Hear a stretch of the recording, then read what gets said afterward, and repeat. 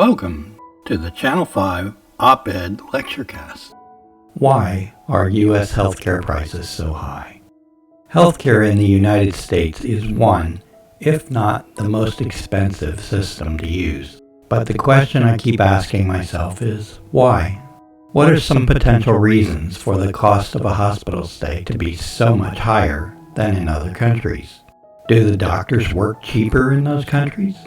Maybe their healthcare system is subsidized by the government. Well, many sources would justify the costs as too complex to provide fixed price lists, and still others would defend the pricing as a function of doing business and needing incredibly expensive insurance to battle back the constant flow of litigation. Although those are indeed real reasons for high costs, we are only scratching the surface here. Hospitals in every country must contend with similar costs, such as building maintenance, nursing labor, countless machines that each help in their own way to bring about a good result for each patient. A lot of doctors are only associated with particular hospitals, and their costs are layered upon the hospital's costs.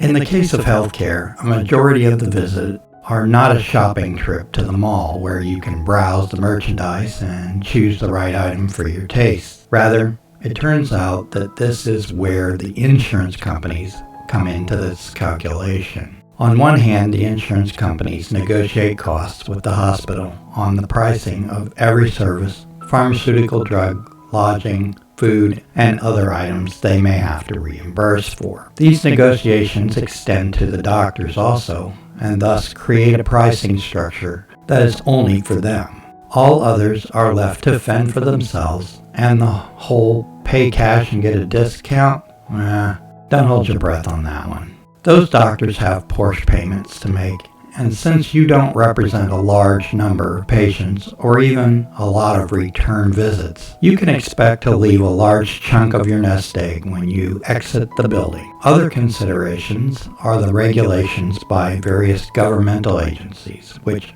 pile on the administrative costs to deal with. And then there is the other side of the insurance game, which is insuring the doctor's practice. Insurance companies gamble that the doctor won't get sued often for malpractice. However, in the U.S., we sue if we have a hangnail, and therefore the doctors must carry super expensive insurance that would make you faint to hear about. Ultimately, there are a couple winners in this healthcare equation, those being the lawyers who sue the doctors and hospitals for whatever botched service was given. And although I've hardly mentioned them in this op-ed, the pharmaceutical companies are big contributors to the high costs of healthcare. They are constantly inventing new drug formulas which never cure the issue and assure the drug company of monthly income into perpetuity. Like the insurance companies, they negotiate rather high prices for their drug flavor of the day and compensate the doctors for their endorsement of them.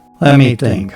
Where have I heard these words before? Suffice to say that healthcare is unnecessarily complicated, with pricing cloaked in secrecy to mask massive payoffs for the chosen few. Yes, it's true that there are costs to provide the services, and those need to be worked into the price paid for services. However, it is disheartening to know that should a major illness befall you, that the healthcare industry has every intention of draining whatever assets you have managed to amass during your lifetime. Further disheartening is knowing that as we age, a large proportion of the population will encounter an illness that will require a hospital stay. Each and every one of those people will experience a life-changing fiscal shock to whatever their budget was. Even with insurance, which is not a given, the costs are too much for the average family. What could be done to address the situation? First is to operate healthcare as a business. But wait, you say, they are businesses already. Sure, they are set up as individual businesses, but that is where the similarities cease. They operate like mobsters, in that if you polled the customers, no one, inclusive of regular visitors, have the vaguest notion what the final price will be upon completion of services for that visit, save for the insurance companies who still get regularly ripped off for unnecessary services. They know approximately what stuff should cost, and since they work deals in advance, that can limit the impact. There is no good reason that healthcare in the U.S. has to be managed in this fashion. The basis of these incredible costs is that the care is too complicated to predict ahead of time, which tells you immediately that the method used to provide the services must be changed. As an example, suppose we move to an hourly cost and a results-oriented plan. Regardless of the final method used to achieve cost control and quality control, it needs to be done in a hurry. If you enjoyed this lecture cast, be sure to give us a like and subscribe to this channel. You don't want to miss a single episode.